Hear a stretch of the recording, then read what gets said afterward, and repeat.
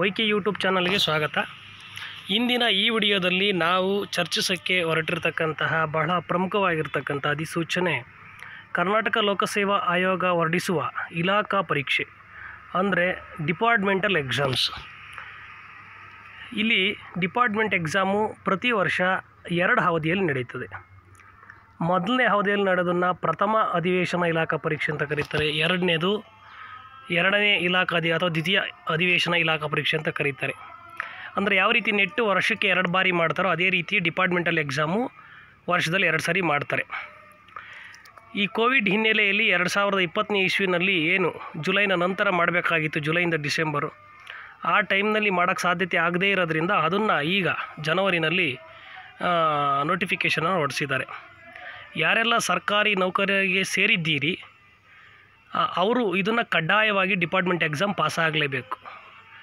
ಏನೇನು ಉದ್ದೇಶದಿಂದ ಪಾಸಾಗಬೇಕು ಇದು ಅಂತಂದರೆ, ಭಾಳ ಪ್ರಮುಖವಾಗಿ ಮೊದಲನೇದು ಪ್ರೊಫೆಷ್ನರಿ ಪೀರಿಯಡ್ ಡಿಕ್ಲರೇಷನ್ಸ್ಗೆ, ಎಕ್ಸಾಂಪಲ್ SDA, FDA, ಕೆಲವೊಂದು ಅಧಿಕಾರಿತ ಹುದ್ದೆಗಳು ಹಾಗೂ ಪೊಲೀಸ್ ಇಲಾಖೆಯಲ್ಲಿ ಈ ಡಿಪಾರ್ಟ್ಮೆಂಟ್ ಎಕ್ಸಾಮು ಅತ್ಯಂತ ಕಡ್ಡಾಯವಾಗಿ ಕೇಳ್ತಾರೆ. ಪ್ರೊಫೆಷ್ನರಿ ಪೀರಿಯಡ್ ಡಿಕ್ಲೇರ್ ಆಗೋಕ್ಕೆ ನೀವು ಉದ್ಯೋಗಕ್ಕೆ ಸೇರಿ 2.5 ವರ್ಷದ ಒಳಗಡೆ ಈ ಡಿಪಾರ್ಟ್ಮೆಂಟ್ ಎಕ್ಸಾಮ್ ಪಾಸ್ ಮಾಡ್ಕೊಳ್ಳೇಬೇಕು, ಇಲ್ಲಾಂದರೆ ಪ್ರೊಫೆಷ್ನರಿ ಪೀರಿಯಡ್ ಡಿಕ್ಲೇರ್ ಆಗೋಲ್ಲ.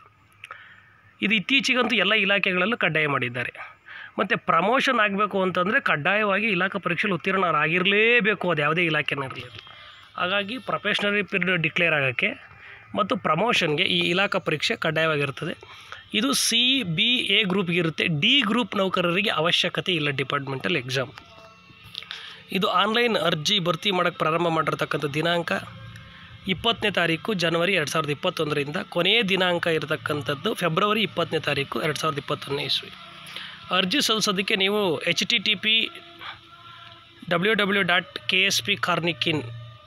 KPSC ಕಾರ್ನಿಕಿನ್ ಅಂದರೆ ಕರ್ನಾಟಕ ಪಬ್ಲಿಕ್ ಸರ್ವಿಸ್ ಕಮಿಷನ್ ಏನಿದೆ ಅಲ್ಲಿಗೆ ಹೋಗಿ ನೀವು ಭೇಟಿ ನೀಡಬೇಕಾಗುತ್ತೆ. ಅರ್ಹತೆ ಏನಿದೆ ಇಲ್ಲಿ ಕೇಳ್ತಾರೆ ನೋಡಿ. ಸರ್ಕಾರಿ ನೌಕರರಾಗಿರಬೇಕು ಮತ್ತು ಅದರ ಸ್ವಾಮ್ಯಕ್ಕೆ ಒಳಪಟ್ಟಿರ್ತಕ್ಕಂಥ ನಿಗಮನೋ, ಮಂಡಳಿನೋ, ಸ್ಥಳೀಯ ಸಂಸ್ಥೆಗಳ, ಯೂನಿವರ್ಸಿಟಿಯೋ, ಕಾಯಂ ಪ್ರಾಧಿಕಾರಿಗಳ ಕಾಯಂ ನೌಕರರು ಇವರು ಸಲ್ಲಿಸಲೇಬೇಕು. ಆದರೆ D ಗ್ರೂಪ್ ನೌಕರರಿಗೆ ಇದು ಅವಶ್ಯಕತೆ ಇಲ್ಲ ಅಂತ ಹೇಳ್ತಾ ಇದ್ದಾರೆ. ಅಭ್ಯರ್ಥಿಗಳು ಏನೇನು ಸೂಚನೆಗಳು ಅಂತ ಇದೆಲ್ಲ ಕೊಟ್ಟಿದ್ದಾರೆ, ಭಾಳ ಪ್ರಮುಖವಾಗಿ ನೀವು ಓದ್ಕೊಳ್ಳಿ. ಪರೀಕ್ಷಾ ಕೇಂದ್ರಗಳು ಎಲ್ಲೆಲ್ಲಿರ್ತವೆ ಅಂತ ನೋಡ್ಕೊಳ್ಳಿ. ಒಟ್ಟು 3 ಸ್ಟೆಪ್ಪಲ್ಲಿ ಮಾಡುತ್ತಾರೆ ಇವರು. ಒಂದು ಬೆಂಗಳೂರು ಸೇರಿದಂತೆ ಎಲ್ಲ ಜಿಲ್ಲಾ ಕೇಂದ್ರಗಳು. 2ನೇ ಹಂತದಲ್ಲಿ ಬೆಂಗಳೂರು, ಬೆಳಗಾವಿ, ಮೈಸೂರು, ಕಲಬುರಗಿ, ಶಿವಮೊಗ್ಗ ಜಿಲ್ಲೆಗಳಲ್ಲಿ. ಫೈನಲಲ್ಲಿ ಬೆಂಗಳೂರು. 3 ರೀತಿ ನಡೆಸ್ತಾರೆ. ನೀವು ಮೊದಲೇ ಹಂತದಲ್ಲೇ ಆಯ್ಕೆ ಮಾಡ್ಕೊಳ್ಳಿ, ಯಾಕಂದರೆ ನಿಮ್ಮ ಓನ್ ಜಿಲ್ಲೆ ಸಿಗುತ್ತೆ, ಅನುಕೂಲ ಆಗುತ್ತೆ. ಒಟ್ಟು ಸುಮಾರು 96 ಪತ್ರಿಕೆಗಳಿದ್ದಾವೆ. 19 ಪತ್ರಿಕೆಗಳ ಪರೀಕ್ಷೆ ನಡೆಸಲಾಗ್ತದೆ ವಿವರಣಾತ್ಮಕವಾಗಿ.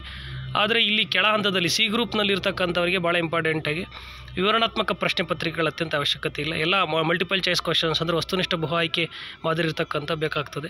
ಕೆಲವೊಂದು A ಗ್ರೂಪ್, B ಗ್ರೂಪ್ ಅಧಿಕಾರಿಗಳಿಗೆ ಕೆಲವೊಂದು ಡಿಸ್ಕ್ರಿಪ್ಟಿವ್ ಟೈಪ್ ಬೇಕಾಗುತ್ತೆ. ಬಟ್ ಅದೆಲ್ಲ ಡೀಟೇಲ್ಸ್ ಇದೆ, ನೋಡ್ಕೊಳ್ಳಿ ಯಾರಿಗಿದೆ ಯಾರಿಗಿಲ್ಲ ಅಂತ. ಮತ್ತು ಯಾರಿಗೆ ವಿನಾಯಿತಿ ಇದೆ ಅನ್ನೋದು ಇದೆ.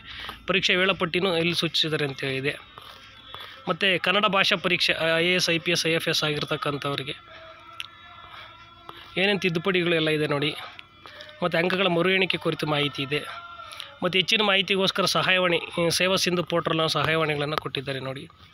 ಮತ್ತು ಇಲಾಖೆಯಲ್ಲಿ ಏನು ಇದು ಇಂಪಾರ್ಟೆಂಟಾಗಿ ಒಂದು ಆಯೋಗ ಇದೆ, KPSC ಅಂತ, ಆ ಆಯೋಗದಲ್ಲಿರ್ತಕ್ಕಂತಹದ್ದು ಕೊಟ್ಟಿದ್ದಾರೆ. ಮತ್ತು ಇದರಲ್ಲಿ ಸುಮಾರು ಕೆಲವೊಂದು ಪರೀಕ್ಷೆಗಳನ್ನು ಬುಕ್ಕು ನೋಡ್ಕೊಂಡು ಬರೆಯೋದಕ್ಕೆ ಅವಕಾಶ ಮಾಡಿಕೊಟ್ಟಿದ್ದಾರೆ. ಕೆಲವನ್ನ ಪುಸ್ತಕಗಳು ನೋಡದೆ ಬರೀಬೇಕು, ಕೆಲವು ನೋಡ್ಕೊಂಡು ಬರೆಯೋದಕ್ಕೆ ಅವಕಾಶ ಇದೆ. ಭಾಳ ಇಂಪಾರ್ಟೆಂಟಾಗಿ ಕನಿಷ್ಠವಾಗಿ ಪಾಸ್ ಆಗಬೇಕಾಗಿರ್ತಕ್ಕಂಥ ಪೇಪರು ಜನರಲ್ ಲಾ ಪಾರ್ಟ್ 1, ಪಾರ್ಟ್ 2, ಅಕೌಂಟ್ಸ್ ಲೋಯರು ಅಥವಾ ಹೈಯರು. ಇವು ಸುಮಾರು ಕ್ಲರಿಕಲ್ ಪೋಸ್ಟ್ಗಳಿಗೆ ಮತ್ತಿತರ C ಗ್ರೂಪ್ ಸಣ್ಣಪುಟ್ಟ ಹುದ್ದೆಗಳಿಗೆ ಬೇಕೇ ಬೇಕು. ಮತ್ತು ಕೆಲವು revenue department, social welfare department, forest department, ಅದಕ್ಕೆ ಸಂಬಂಧಪಟ್ಟಾಗಿ ಎಕ್ಸ್ಟ್ರಾ ಪೇಪರ್ಗಳು ಕೆಲವು ಮಾಡ್ಕೊಳ್ಬೇಕಾಗುತ್ತೆ.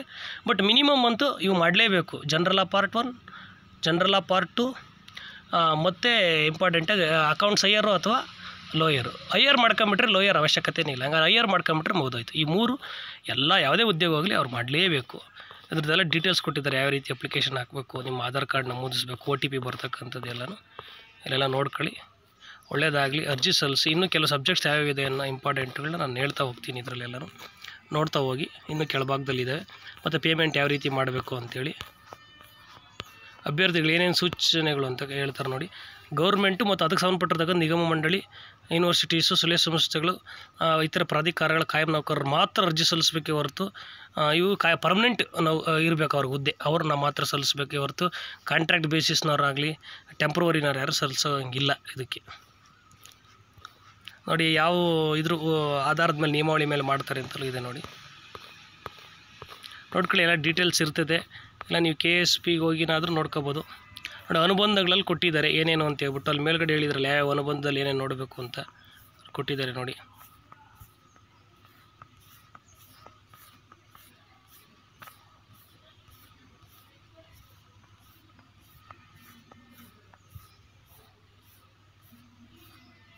ನೋಡಿ ವಿಷಯಗಳು ಯಾವಿದೆ: ವಸ್ತುನಿಷ್ಠ ಬಹು ಆಯ್ಕೆಯಲ್ಲಿ ಇರ್ತಕ್ಕಂಥ ಅಕೌಂಟ್ಸ್ ಲಾಯರು, ಕಮ್ಯುನಿಟಿ ಡೆವಲಪ್ಮೆಂಟ್ ಭಾಗ 1 ಭಾಗ 2, ಎಂಪ್ಲಾಯ್ಮೆಂಟ್ ಎಕ್ಸ್ಚೇಂಜ್ ಪ್ರೊಸೀಜರ್ ಹೈಯರು.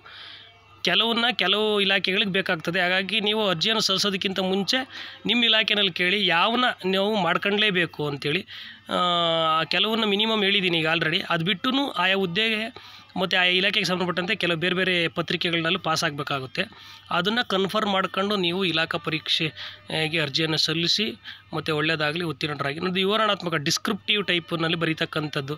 ನಾವೇನು ಡಿಗ್ರಿಗಳಲ್ಲಿ ಬರೀತೀವಿ 3 ಮಾರ್ಕ್ಸು 2 ಮಾರ್ಕ್ಸು 5 ಮಾರ್ಕ್ಸು ಆ ಥರದ್ದು 10 ಮಾರ್ಕ್ಸ್ ಈ ಥರದ್ದು ಇರ್ತಕ್ಕಂಥದ್ದು. ಇದು ನೋಡಿ ಈ ಥರದ್ದು ಎಲ್ಲ ಸೂಚನೆಗಳು ಇಲ್ಲಿ ಕೊಟ್ಟಿದ್ದಾರೆ ನೋಡಿ, ಭಾಳ ಇಂಪಾರ್ಟೆಂಟಾಗಿ. ಮತ್ತು ಏನೇನು ಫೀಸ್ ಇದೆ, ಆಯಾ ಪೇಪರ್ಗೆ ಎಷ್ಟೆಷ್ಟು ಫೀಸ್ ಇದೆ ಅನ್ನೋದು ಐತೆ ನೋಡಿ. ನೋಡಿ ಅಕೌಂಟ್ಸ್ ಲಾಯರ್ಗೆ ಇಂದ ಹಿಡಿದು ಇವೆಲ್ಲ 50 ರೂಪಾಯಿ ಇದೆ, ಎಲ್ಲ 50 ರೂಪೀಸ್ ಇದೆ ಶುಲ್ಕನೂ ಕಟ್ಟಬೇಕಾಗುತ್ತೆ. ನೋಡಿ ಜನರಲ್ ಲಾ ಭಾಗ 2 50 ರೂಪಾಯಿ ಇದೆ. ಅಂದರೆ ನೀವು ಎಷ್ಟು ಪೇಪರ್ ತಗೊಂತೀರ ಅಷ್ಟು ಪೇಪರ್ ಡಿಪೆಂಡು, ಮತ್ತು ಯಾವ ಇಲಾಖೆನಲ್ಲಿ ವರ್ಕ್ ಮಾಡ್ತೀರ ಅನ್ನೋ ಡಿಪಾರ್ಟ್ಮೆಂಟು. ಮಿನಿಮಮ್ ಅಂದರೆ ಮಾಡಲೇಬೇಕಾಗಿರೋದು ಜನರಲ್ ಲಾ ಪಾರ್ಟ್ 1 ಪಾರ್ಟ್ 2 ಮತ್ತು ಅಕೌಂಟ್ಸ್ ಹೈಯರ್ ಮಾಡಿಬಿಟ್ರೆ ಒಳ್ಳೆಯದು. ಮತ್ತು ಇನ್ನೂ ಇದಾವೆ ನೋಡಿ ಯಾವ್ಯಾವ ಬೇರೆ ಬೇರೆ ಇಲಾಖೆಗಳೆಲ್ಲ ಬೇಕಾಗಿರ್ತಕ್ಕಂಥ ಎಷ್ಟೆಷ್ಟು ಅಮೌಂಟ್ ಎಲ್ಲ ಇದೆ. ಕೆಲವಕ್ಕೆ 100 ರೂಪಾಯಿ ಇದೆ, ಕೆಲವಕ್ಕೆ 50 ರೂಪಾಯಿ ಇದೆ. ನೀವು ಎಷ್ಟು ಪರೀಕ್ಷೆ ಪ್ರಥಮವಾಗಿ 4 ವಿಷಯಗಳ ಪರೀಕ್ಷೆ ರಾಜ್ಯದ ಎಲ್ಲ ಕೇಂದ್ರಗಳು ನಡೆಸಲಾಗುತ್ತದೆ ಅಂತ ಹೇಳೋರೆ. ಉಳಿದವು 47 ಬೆಂಗಳೂರು ಮೈಸೂರು ನಡೆಸಲಾಗುತ್ತದೆ. ದ್ವಿತೀಯ ಅಂತಿಮ ಹಾಗೂ 18 ವಿಷಯಗಳು ನಡೆಸಲಾಗುತ್ತದೆ ಅಂತ ಹೇಳ್ತಾರೆ ನೋಡಿ. ಮಿನಿಮಮ್ ಯಾವ 4 ವಿಷಯಗಳು ಬೇಕು ಆ 4 ವಿಷಯಗಳನ್ನ ನೀವು ಜಿಲ್ಲಾ ಹಂತದಲ್ಲಿ ಬರೀಬೇಕಾಗುತ್ತೆ. ಆ 4 ವಿಷಯಗಳು ಯಾವ ಅಂತ ಕನ್ಫರ್ಮ್ ಮಾಡ್ಕೊಂಬಿಡಿ. ವಿವಿಧ ಕೇಂದ್ರಗಳ ವಿವಿಧ ವಿಷಯಗಳು ನಡೆಸಲಾಗುವ ಪರೀಕ್ಷೆಗಳ ಪಟ್ಟಿಯನ್ನು ಕೊಟ್ಟವ್ರೆ ಅಂತ ಹೇಳ್ತಾ ಇದ್ದಾರೆ ನೋಡಿ. ಆಮೇಲೆ ಪ್ರಥಮ ಹಂತದಲ್ಲಿ ನಡೆಸ್ತಕ್ಕಂಥ ಜಿಲ್ಲಾ ಕೇಂದ್ರಗಳು ಅದರ ಸಂಕೇತವನ್ನು ಕೊಟ್ಟಿದ್ದಾರೆ. ನೀವು ಎಲ್ಲಿ ಎಕ್ಸಾಮ್ ಮೋಸ್ಟ್ ಇಂಪಾರ್ಟೆಂಟ್ ಅದನ್ನು ಮೆನ್ಷನ್ ಮಾಡಬೇಕಾಗುತ್ತೆ. ನೀವು ಅಪ್ಲಿಕೇಶನ್ ಹಾಕಬೇಕಾದ್ರೆ ನಿಮ್ಗೆ ಹತ್ರ ಇರೋ ಪ್ಲೇಸನ್ನು ತಗೊಳ್ಳಿ ಬರೆಯೋದಕ್ಕೆ.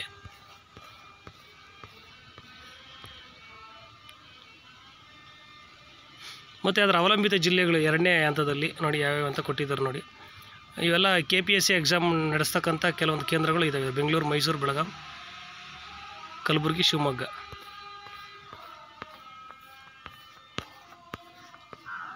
ಸಿಲೆಬಸ್ ಬಗ್ಗೆ ಎಲ್ಲ ಡೀಟೇಲ್ಸ್ ಕೊಟ್ಟಿದ್ದಾರೆ ನೋಡಿ ಶೆಡ್ಯೂಲಲ್ಲಿ.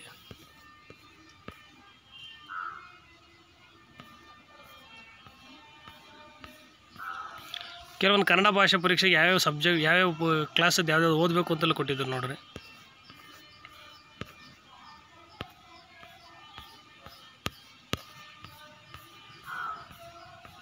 ಪರೀಕ್ಷೆ ವೇಳಾಪಟ್ಟಿ ಪ್ರಥಮ ಹಂತದ ಪರೀಕ್ಷೆಗಳ ಬಗ್ಗೆನೂ ಕೊಟ್ಟಿದ್ದಾರೆ ನೋಡಿ, ಯಾವತ್ತು ಇರುತ್ತೆ ಅಂತೇಳಿ.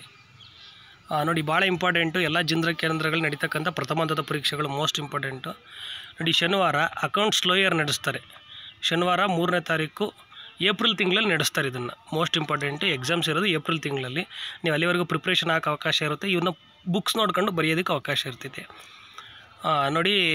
3/4/2021 ಶನಿವಾರ 10 ಗಂಟೆಯಿಂದ 12 ಗಂಟೆ ಅಂದರೆ 2 ಅವರ್ಸ್ ಟೈಮು. 2 ಗಂಟೆಯಿಂದ 4 ಗಂಟೆಗೆ ಅಕೌಂಟ್ಸ್ ಲಾಯರ್ ಒಂದು ಜನರಲ್ ಲಾ ಭಾಗ 2 ನಡೆಸ್ತಾರೆ.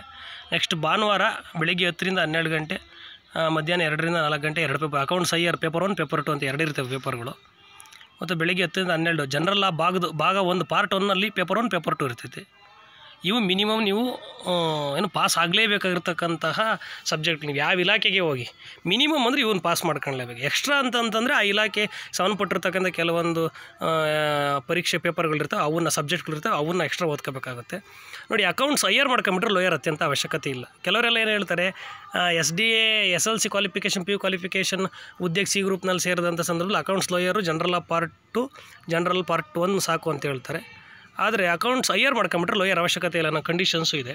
ಸೋಮವಾರ 5ನೇ ತಾರೀಕು 4ನೇ ತಿಂಗಳು ಅಂದರೆ ಏಪ್ರಿಲ್ 2021 ಬೆಳಗ್ಗೆ 10ರಿಂದ 12 ಗಂಟೆಗೆ ಒಂದು ಪೇಪರ್ ಇದೆ. ಅದು ಜನರಲ್ ಪಾರ್ಟ್ 1 ಭಾಗ 1 ಭಾಗ 2 ಪೇಪರ್ 1 ಪೇಪರ್ 2 ಇರ್ತದೆ.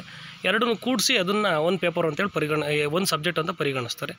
ಎರಡನೇದು ಬೇರೆ ಬೇರೆ ಸಬ್ಜೆಕ್ಟ್ಸ್ಗಳಿದೆ ನೋಡಿ. ಇಲ್ಲಿ ನೋಡ್ಕೊಳ್ಳಿ ಎಲ್ಲ ನಾನು. ಇದು ಕೆಲವೊಂದು ಇಲಾಖೆಗಳಿಗೆ ಸೀಮಿತ ಆಗಿರ್ತಕ್ಕಂತಹ ಇಂಪಾರ್ಟೆಂಟು.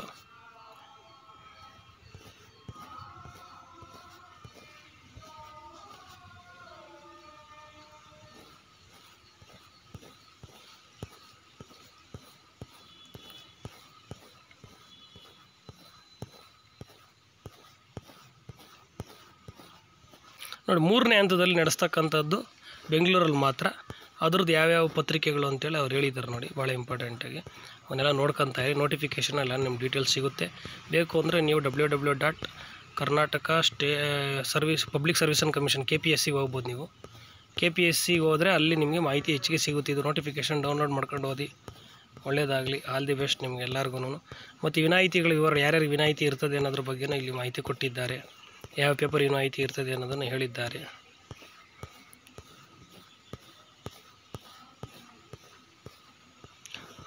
ನೋಡಿ, ಹೇಳಿದ್ದಾರೆ ಕೆಲವದಕ್ಕೆ ಎಷ್ಟು ಶುಲ್ಕ ಇರ್ತದೆ, ಎಷ್ಟು ನಿಗದಿತವಾಗಿ ಪಾವತಿಸಲೇಬೇಕು ಅಂತೇಳಿ ಹೇಳಿದ್ದಾರೆ ನೋಡಿ. ಮತ್ತು ಕೆಲವು ಒಂದು ಎಜುಕೇಷನ್ ಮಾಡಿದರೆ ಆ ಪೇಪರ್ಗಳಿಗೆ ವಿನಾಯಿತಿ ಇದೆ, ಮಾಡೋ ಅವಶ್ಯಕತೆ ಇಲ್ಲ. ಯಾಕಂದರೆ ಅವರು ಡಿಗ್ರಿಲಿ ಹೆಚ್ಚಿನಾಗಿ ಓದಿರ್ತಾರೆ. ಈಗ LLB ಮಾಡಿರ್ತಕ್ಕಂಥವ್ರು ಜನರಲ್ ಪಾರ್ಟ್ 1 ಆಗಿರ್ಬೋದು, ಪಾರ್ಟ್ 2 ಆಗಿರ್ಬೋದು, ಎರಡು ಬರೀ ಅವಶ್ಯಕತೆ ಇಲ್ಲ. ಯಾಕಂದರೆ ಅವರು ಎಲ್ಲ ಲಾನಲ್ಲೇ ಎಲ್ಲ ಓದ್ಬಿಟ್ಟಿರ್ತಾರೆ. ಈಗ BCom ಆಗಿರೋರಿಗೆ ಕೋಆಪ್ರೇಟಿವ್ ಪೇಪರ್ ಬರೀ ಅವಶ್ಯಕತೆ ಇಲ್ಲ, ಕಮರ್ಷಿಯಲ್ ಟ್ಯಾಕ್ಸ್ ಪೇಪರ್ ಬರೀ ಅವಶ್ಯಕತೆ ಇಲ್ಲ. ಅದರದ್ದೆಲ್ಲ ಡೀಟೇಲ್ಸ್ ಕೊಟ್ಟಿದ್ದಾರೆ ನೋಡಿ ಇಲ್ಲಿ. ಕಾಮರ್ಸ್ ಆಗಿರ್ತಕ್ಕಂಥವ್ರಿಗೆ ಸುಮಾರು ಸಬ್ಜೆಕ್ಟ್, ಈಗ ಟ್ರೆಜರಿ ಅಕೌಂಟ್ಸ್ ಏನು ಬರೆಯೋಂಗಿಲ್ಲ ಅವರು, ಯಾಕಂದರೆ ಅವರೆಲ್ಲ ಅಲ್ಲೇ ಓದಿರ್ತಾರೆ, BCom ಓದಿರ್ತಾರೆ ಅನ್ನೋ ಉದ್ದೇಶದಿಂದ ಹೇಳಿದ್ದಾರೆ. ನೀವು ಡಿಗ್ರಿನಲ್ಲಿ ಆ ಸಬ್ಜೆಕ್ಟ್ ಮಾಡ್ಕೊಂಡು ಹೋಗಿದ್ರೆ ಅವ್ರು ಬರೀ ಅವಶ್ಯಕತೆ ಇಲ್ಲ ಅಂತ ಹೇಳಿದ್ದಾರೆ ನೋಡಿ. ಇಲ್ಲೆಲ್ಲ ಡೀಟೇಲ್ಸ್ ಎಲ್ಲ ಇದೆ, ನೋಡ್ಕೊಳ್ಳಿ. ಒಳ್ಳೆಯದಾಗಲಿ. All the best. ನೋಡಿ, ರೆವಿನ್ಯೂ ಹೈಯರ್ ಇಲ್ಲಿ ಬರೆದ್ರೆ ನೋಡಿ, ಅಕೌಂಟ್ಸ್ ಹೈಯರ್ ಮಾಡಿದ್ರೆ ಅಕೌಂಟ್ಸ್ ಲೋಯರ್ ಅವಶ್ಯಕತೆ ಇಲ್ಲ, ರೆವಿನ್ಯೂ ಹೈಯರ್ ಮಾಡಿದ್ರೆ ರೆವಿನ್ಯೂ ಲೋಯರ್ ಅವಶ್ಯಕತೆ ಇಲ್ಲ. ನೀವು ಅದಕ್ಕೆ ಹೈಯೆಸ್ಟ್ ಇರೋದೇ ಮಾಡ್ಕೊಳ್ಳಿ, ಹೈಯರ್ನೇ ಮಾಡ್ಕೊಂಡ್ರೆ ಒಳ್ಳೆಯದು. ನೀವು ಮುಂದಿನ ಹುದ್ದೆಗಳಿಗೆ ಹೋದಂಥ ಸಂದರ್ಭದಲ್ಲಿ ಅಲ್ಲಿ ಮತ್ತೆ ಪಾಸ್ ಮಾಡತಕ್ಕಂಥ ಅವಶ್ಯಕತೆ ಇಲ್ಲ, ಒಂದೇ ಸರಿ ಇಲ್ಲೇ ಪಾಸ್ ಮಾಡ್ದಂಗೆ ಆಗುತ್ತೆ.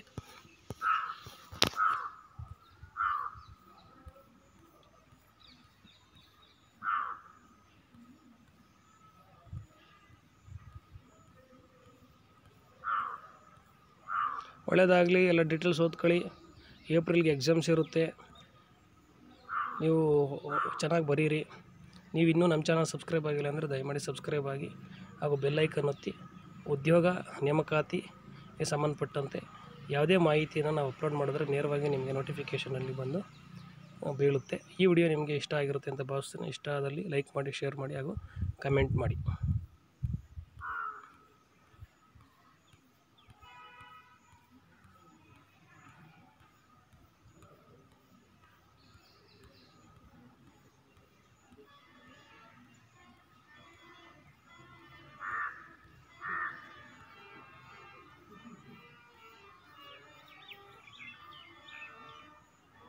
ಮರು ಎಣಿಕೆಗೆ ಅವಕಾಶ ಇದೆ, ಅದಕ್ಕೆ ಇಷ್ಟು ಶುಲ್ಕ ಕಟ್ಟಬೇಕು ಅಂತ ಡೀಟೇಲ್ಸ್ ಹೇಳಿದ್ದಂಗಿದ್ದಾರೆ ನೋಡಿ. ಅದನ್ನು ಒಳ್ಳೆಯದಾಗಲಿ.